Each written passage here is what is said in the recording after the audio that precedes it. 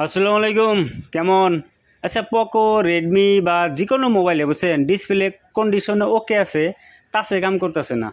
তো ফট করে মাথা বুড়ি করে যায় মেকার গো কই না যে ভাই ডিসপ্লে বদলে দেনছে বা টাচ বদলে দেন বুঝছেন।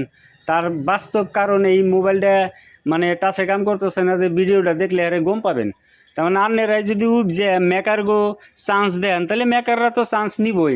তো এই মোবাইলটা আমরা খুলে টুলে এটার প্রবলেমটা কি হয়েছে চেক করুম আর কি। সব সময় যে মানে সিপি রিভেল করা লাগবো বা ডিসপ্লে বদলান লাগবো এরকম না।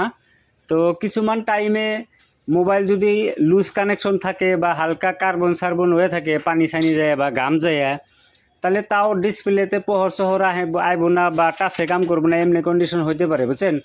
তো এই মোবাইলটা এক দাদা নিয়ে এসে আমার কয়, দাদা মোবাইলটা কি হয়েছে ডিসপ্লে বদলার নাকবো নি, কত নিবেন? বললাম যে কি হয়েছে? কয় টাচে তো কাম করে না। পরে বললাম রোন খুলে দেখি। ওখানে মাথা বুড়ি করে কর না কেনা মন চুক্তি যে ডিসপ্লে বদলার নাকবো।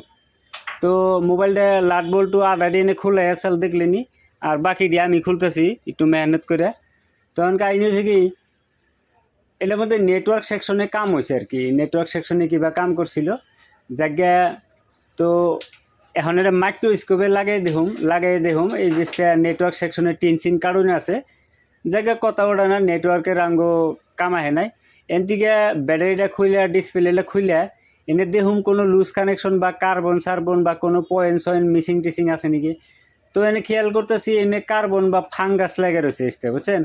তাহলে ওনে যদি কার্বন আছে তাহলে তো ডিসপ্লেতেও কার্বন আছে।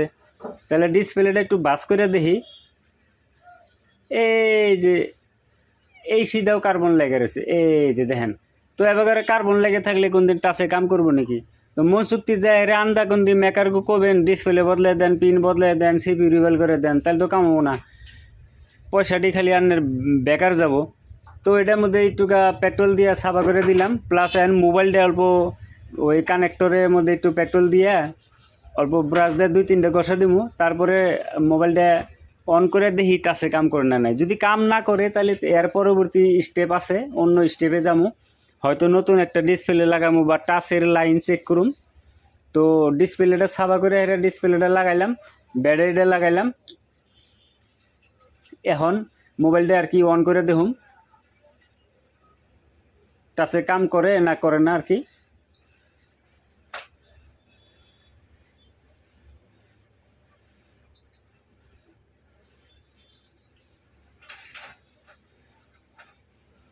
তো পোকো লেখা আছে, তারপরে মোবাইলটা অন হয়ে যাবো গা।